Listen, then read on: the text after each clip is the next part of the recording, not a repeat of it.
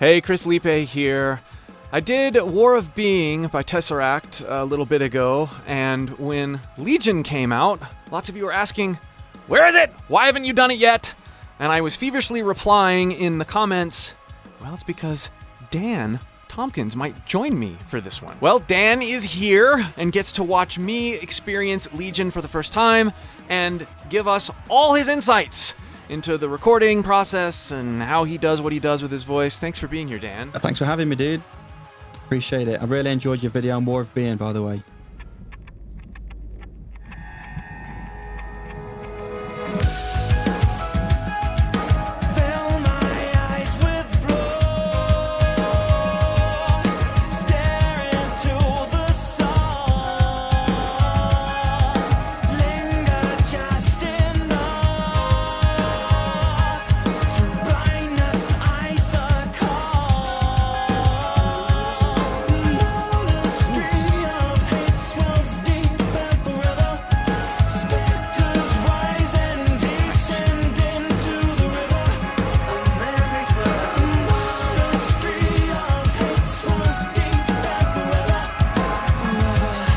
How involved are you in writing and arranging the instrumentals? But we normally start out with little seeds or like short 1-minute ideas and even shorter.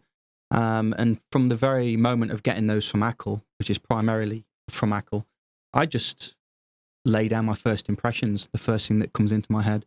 And then if Ackle enjoys that and if we feel like it gels, then we talk about the direction the song might go in. And often my influence is very much a direction on what I kind of envision the path to be like. So your influence on the rough instrumentals, those seeds, create what we're hearing here. Like they're writing for your voice. Yeah. It's not like they have this instrumental and then you're going in and doing something to a finished bed. Yeah, this particular track is slightly unusual. It breaks the mold for us because actually we went into the studio with only half an idea and we wrote the rest of it in the studio while we were together. Oh, cool. And the vocals came together by a very involved process. It was quite collaborative. But I would say like, I went into the studio with all the lyrics written from my perspective. And I actually worked with a vocal producer this time. Okay. And so there were elements of, let's talk about this section. Let's see how we can mold it into the concept. And part of that process was actually ripping some of it apart and rebuilding it.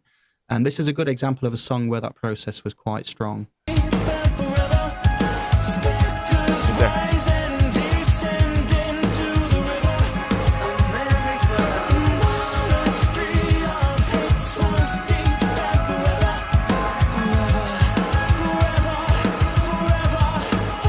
If you'd like to go deeper with Dan and this song in particular, click the link below to download the isolated vocals, and you'll get to hear all the little nuances that I'm about to discover in even greater detail. I want to talk a little bit about the posture you have right here. Like, there's this raspiness. I heard it at the very beginning, and then you've got a lot of exhale going on. I've talked about this in with other singers, but are these things? Do you consciously bring in these different postures and different perspectives on your voice when you're doing a recording like this, or did it just kind of happen? I think there's a few different factors. Firstly, my age, my voice has changed, and I have been working very much on adding that rasp into my voice to the point where it's become quite intuitive. But you also have the fact that this is a concept album, so it's a deliberate choice to use multiple voices that represent a different character in the concept. So I'm a multi-voiced singer within the concept as well. I totally heard that on War of Being, bouncing back and forth between these low growls and clean singing, and this is what you're saying is this is just setting us up for more characters. All that raspy stuff and the rich screams, they are the manifestation of a character called Fear who manifests from the main protagonist in the concept. So you start to hear this kind of like separate entity splinter off and begin to manifest. That's the idea anyway. It's so cool. And I don't think a lot of singers think that way. That like, yeah, there are multiple characters going on and being represented in the storyline.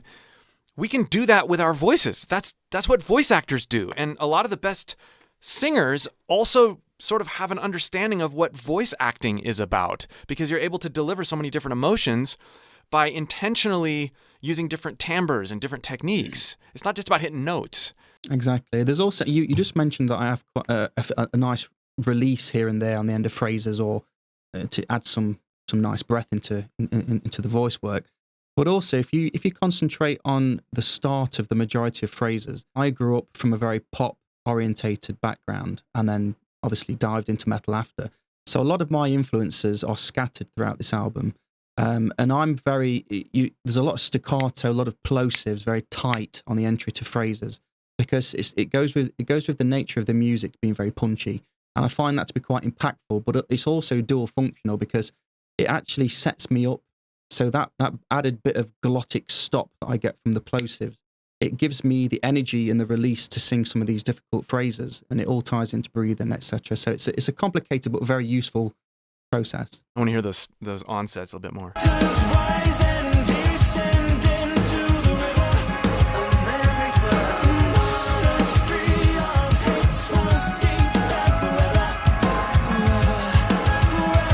Very percussive line.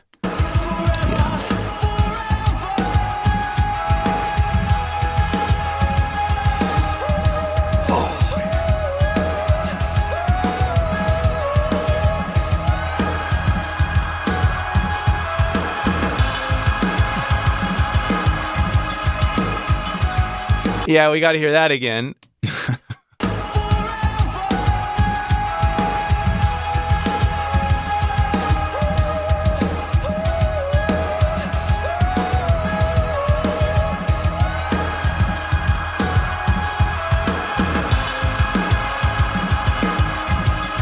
I love that note took a little bit to actually center on the pitch. I can tell you didn't go in and draw it in to be completely accurate. That is awesome.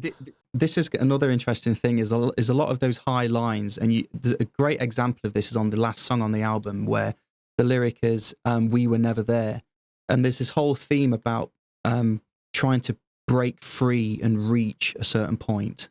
Okay, so I was very deliberate in making sure that I never was like completely on it. It was always like a drawn out effort to try and get there, but almost not get there sometimes. It's quite deliberately. It was all, I'd probably say this is the most well thought out record I've been involved in, but that's the beauty of having so much time. Well, you can't get there, and you don't have that kind of flexibility with your singing if you're so focused on technique for technique's sake, or hitting notes for sort of this like badge of honor, like I just hit that E5 or whatever it was. If you lose the ability to focus on pure honest expression, and therefore even if you hit the note, it's maybe a bit contrived instead of like part of the greater artistic scheme. And I noticed that right away. It's like in this genre especially, you don't hear what we just heard that often. You don't hear someone going up for a note like that and it's like flat and then flat and then flat and then there it is. Okay. And it just causes you to clench and be involved so much more in the music when things are left expressive and not jerked into perfection. It's also very real, right? People want to hear a real voice and a real tone and a real character and just real expression. And we tried to make this as dynamic and real as we could. Yeah. Oh, so good.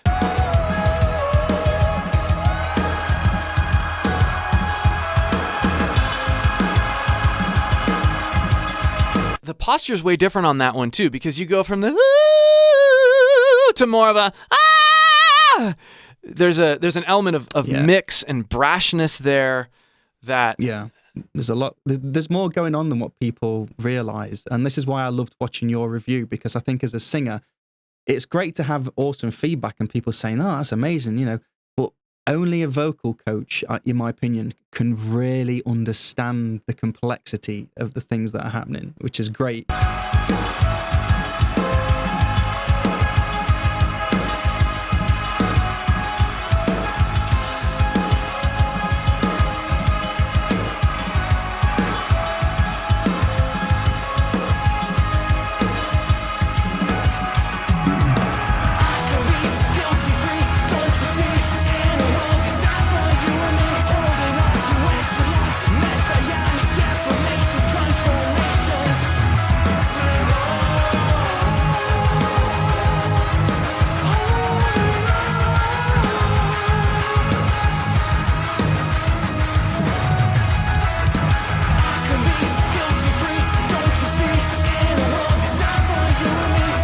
Are you doubling that main line, or is it a single guy?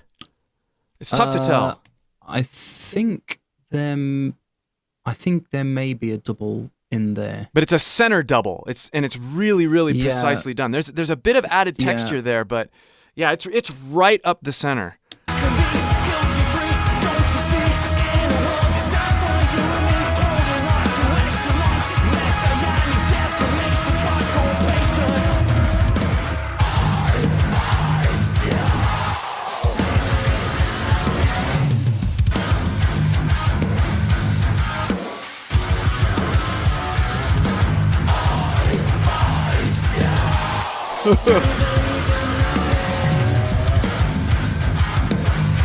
First of all, those cleaner guitar sounds, the glassy, throaty, like almost Telecaster-ish sounds are so sick on that riff.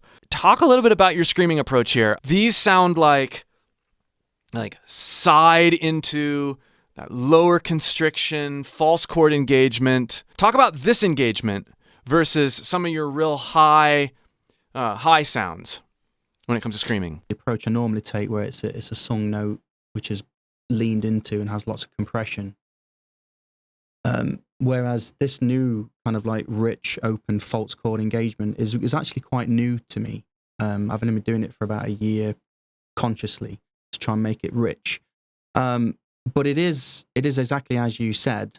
There's a lot of breath entry into it, and that's obviously a great technique that a lot of extreme singers use to kind of like engage the false chords and be relaxed into those kind of screams.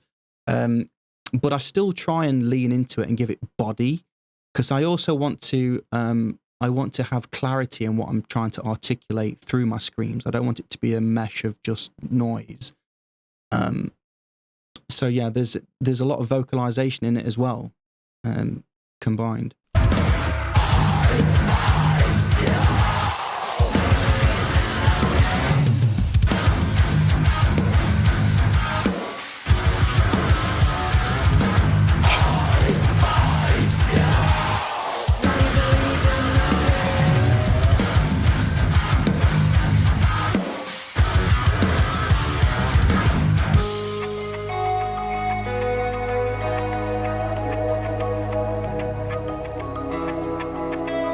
Oh, I love all the layers.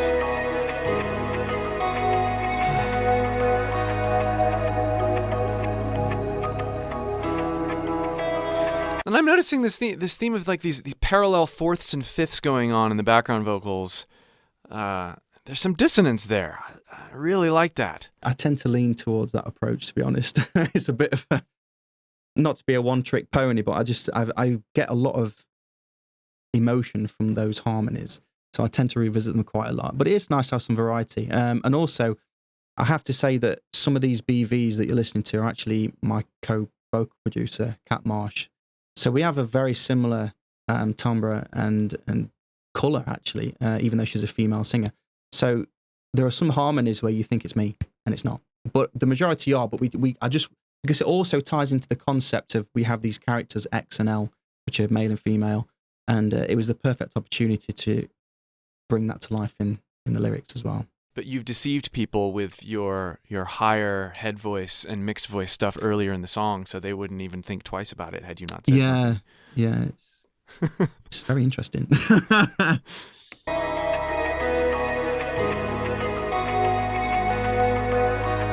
That is actually all me, though. By the that way. One is all okay. Those BVs are me. Yeah.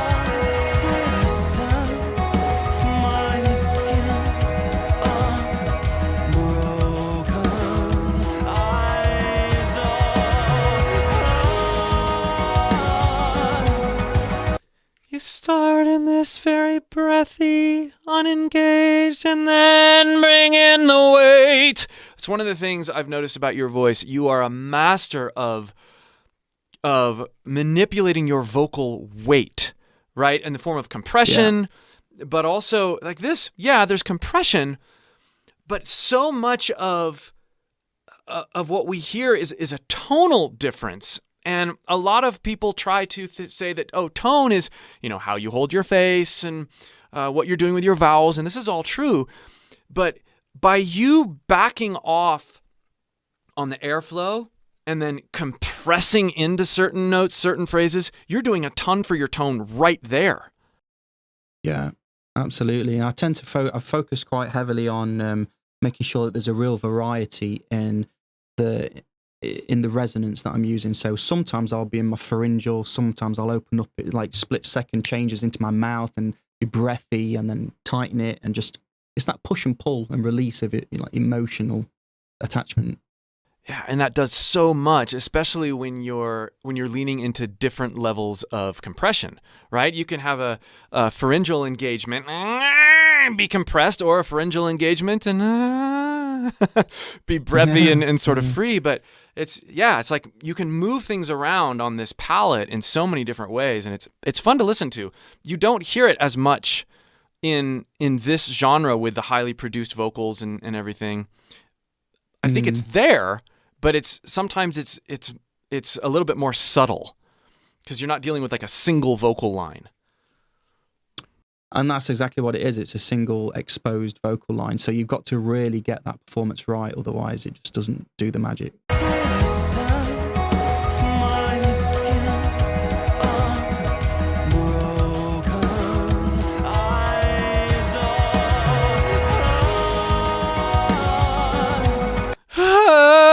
That's a really sweet sigh into that one.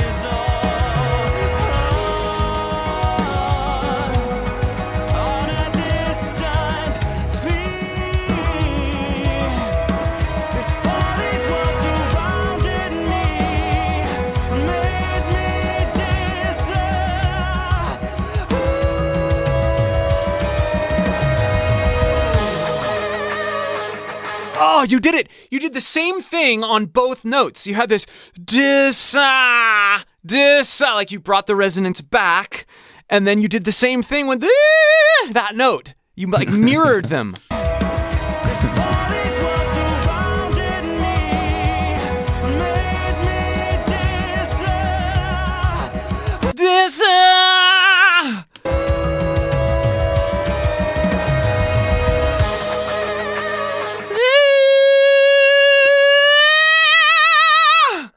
Yeah, exactly that. Yeah, moving that resonance around and changing your mouth shape, and it's great. Yeah, do so much with it. Brings so much interest out.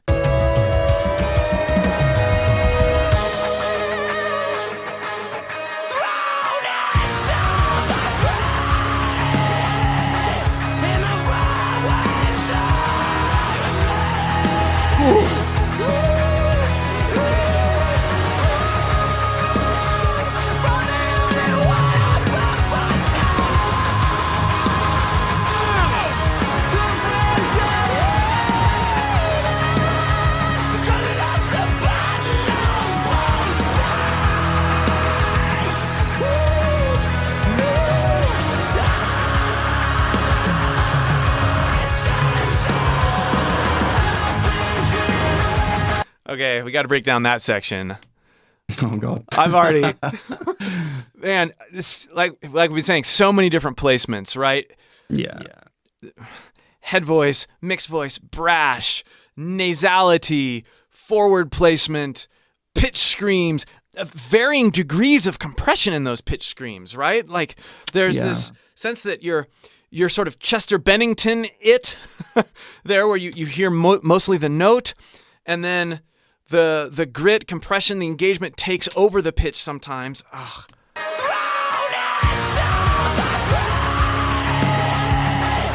I love that section because you have this sense at the beginning of the line that there's pitch, but there's not a note, right? It's like this spoken, almost Rage Against the Machine sort of thing. And then by the end of the phrase, you've centered in on an actual note, and then you have the listener, and so you draw them down in pitch. Yeah.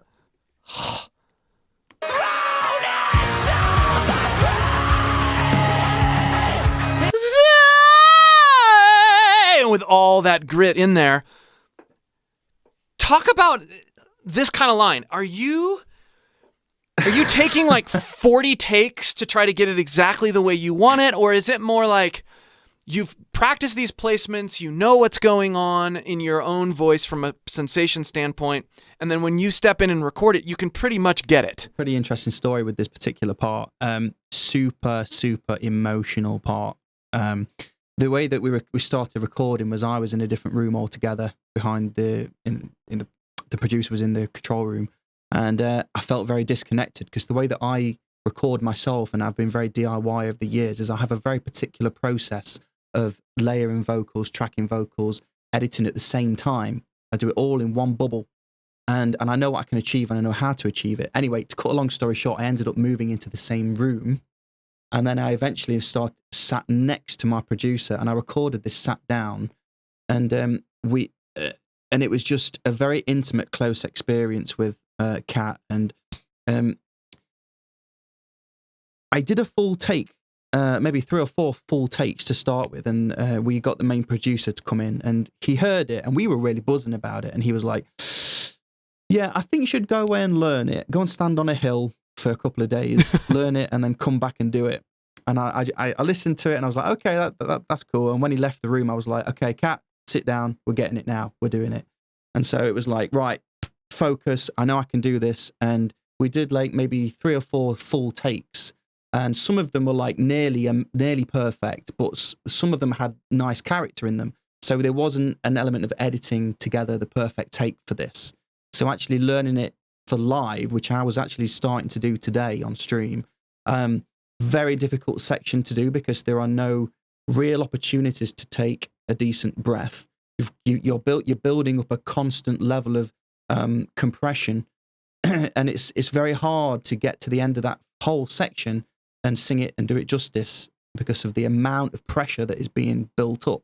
So what you've got to do at that point is break it down into sections and think about, do I need to, for a split second, pull away and not lengthen that note so much? I've got at least a little to go into the next part. And then it's a case of building a different version for live, because it would be nigh on impossible. It would be probably like 80% the same, but there may be some slight variations where I can take a quick breath. So otherwise it's very unrealistic. You're budgeting your energy and your vocal engagement, because if you were doing full-on pitch screams in that range for as long as you do it here, you're going to burn out your voice. You have to. Absolutely. Whereas you can burn out your voice in the studio, right? You probably weren't in the best of sensational shape when you got done recording these passes. I've always been very, very careful in the studio, and to be fair, I've probably been coasting a bit too easily these past few albums, because I've always had my eye on how is this going to translate live, and I want to be able to do it justice. So I've always slightly limited my performance so that it's a realistic representation live and quite close to the record. But by doing that, I feel like I haven't done myself justice, because I feel like a record is capturing a moment in time, and that as long as you are confident enough to realize that if you go above and beyond in the studio, when you take it live, you can actually manage and reshape it to a point where it's nearly close to being album perfect, but it's slightly different, then you're okay to push the boundaries in the studio, in my opinion. Yeah, you're doing both. You're giving yourself permission to be artistically different and in different mindsets, even between live and studio. But you're using the studio as a way to train new things into your voice, and that's huge. Mm. But I love the variety, the all the different playful character arcs that are going on line by line with this section.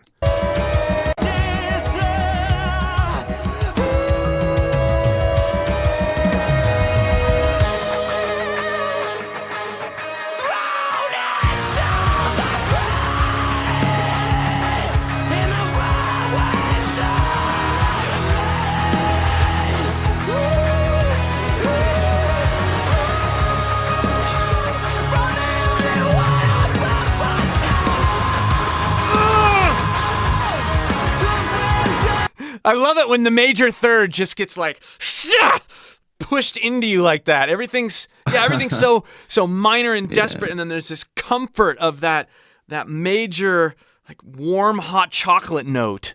Oh, that was beautiful. Yeah. And I also, noticing it again on this section, you are going back and forth between heavy engaged pitch screaming and clean head voice.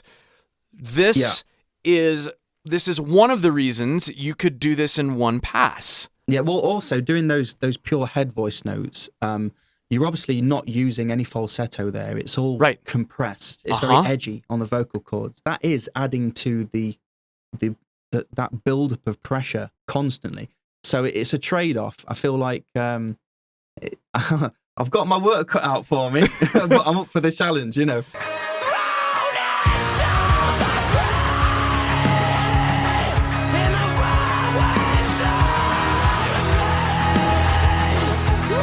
I really liked that little crack that you left in there. It sounds like an articulation. It's right here. On May, it's like your voice is breaking more than you meant it to, but it's juicy and great. Yeah.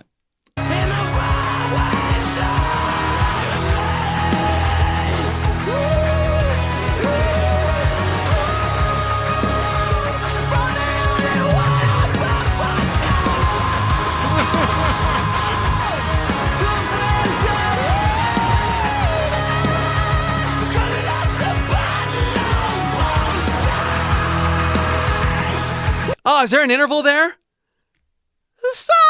Is that happening?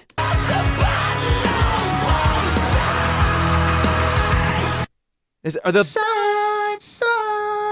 Yeah. And is there it's just a double. There is a harmony in there, I think. But there's also is that up there too? Yeah. Yeah.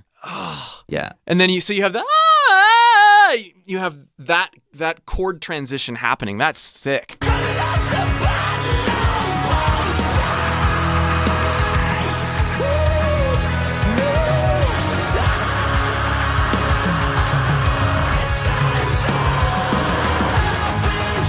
Ooh, there's some of those lows, those side screams that you layered underneath those pitches.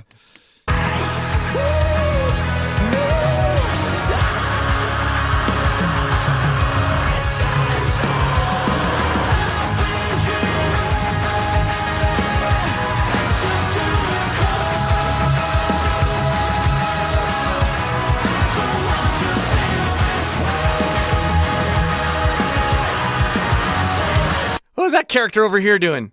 It's hardly there. He's going crazy. Screaming.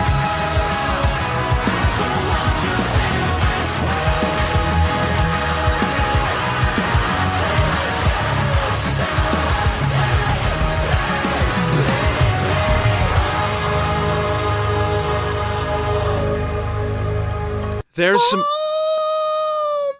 Yeah, there's lots of things. Yeah, there's some more pitches that you didn't lock it in with pitch correction. There's this sag to it that feels right. It's just a little under pitch.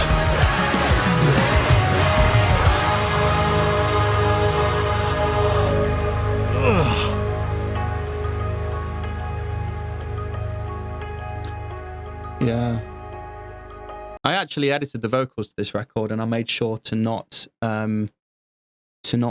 alter the natural quality of the takes too much. I mean, don't get me wrong, there are some bits which are like just aligned and just made to sit a bit better, because that's just the nature of tying things together. But a lot of it is just a natural, balanced, quadded or triple take combined. There's so many layers. I mean, I view writing music with my voice like adding to the paint of a picture. You know, with every harmony, it's an extra stroke of the brush, and I don't shy away from that. Some people don't like all the layers and the harmonies, but for me, it adds so much bigness. I love that. There is so much exposed imperfection. Like, it makes perfect sense what you said about letting them be and layering on top of those things that you're just letting be. You're not over editing, you're not pitch correcting, you're not time aligning and vocal lining a bunch of stuff. And I think that's the best of both worlds, because you're capturing all these different characters, all these different storylines. Each one of these voices has their own arc, their own character and storyline, and then you have the global story that's working together. You're painting and vocalizing in a way that supports exactly what you're trying to do with the story of the song, right? They're so connected, and it's becoming a lost art, that way of working, because of the tools we have, the pitch correction and pursuit of perfection. When we were in the studio, we actually made a point of saying, before we record this, what are the main emotions we want to get out of it? Vulnerability was one of the main things, and there's no better way than being vulnerable by leaving a raw vocal in there that's just not quite hitting the note from time to time. That's a big vulnerability which goes with the character. A lot of pain, a lot of angst, a lot of frustration, and you can hear that throughout. So totally. I think that's probably my favorite song on the album, just because of the amount of thought that went into the vocal. To be honest. Well, we've got like 17 seconds left. Are we missing? Let's see.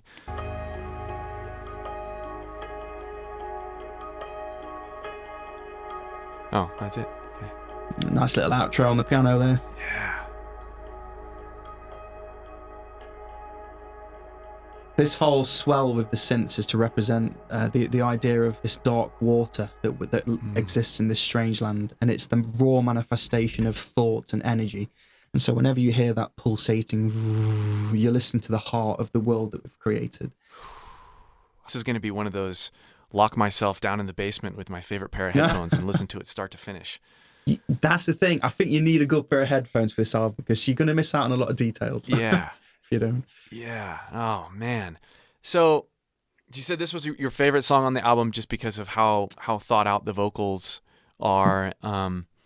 Well, I actually had a really vulnerable moment when I was recording it. Whenever I record stuff, like, it has to have meaning. Like, emotion is the biggest thing for me in music. And so my eyes were closed, and I was physically giving every ounce of my being into that recording. Like, I honestly walked away from that process saying that I could not have done any more. That was everything I could give. And while I was recording this process, I was getting really into it and very, very emotional and being very vulnerable, because I was sat a foot away from my co-producer. And when I finished doing the whole line, and I opened my eyes, I was really kind of like welling up, and I turned over to Kat, and she was just so teary in her eyes, and she was like crying, and she was like so overwhelmed, and she was like, I can't believe what we've just created. Like, it's just amazing. So, like, that is the one moment on the album where I actually feel like I reached my zenith. Like, that's the pinnacle for me. You're not ashamed to land and abandon into that head voice, right? There's some serious Jeff Buckley inspiration going on here, where you're pushing into something so violently and then floating out of the line. Something that Buckley did so well, but you're taking it to another level because you're adding the pitch screams in there. I mean, don't get me wrong. I think Jeff Buckley is like the most amazing singer the world's ever had. But like, I don't place myself anywhere in that league. But I think what really does help with this end section is that very vulnerable vibrato on the end of each little line. Because that, for me, is the thing that makes me really want to cry. It's like, it's a whimper. It's like a submission. It's like, I can't take this, but I need to give more. And there's a constant push and pull between, I want to give in, but I've got to keep going, and I can't do it, but you can do it. You know, it's like, it's a real battle. Yeah, you totally sense that push and pull, right? Anger, resentment, rage, and then like recoil and desperation, and ping-ponging back and forth between those two emotions. It's a really weird thing to put timidity next to rage. Yes, yes. And then combine that. Oh, man. Thank you so much for coming on. Oh, no, you're welcome. I really appreciate chatting about it, honestly. It's great to sit with a vocal coach and actually analyse this stuff. It's something that I haven't done at all. I mean, I know I do teach myself, but it's a different thing when you sit with somebody and get that other perspective. So I appreciate the analysis, actually. It's really going to help me to think about how I do this live. So I appreciate it.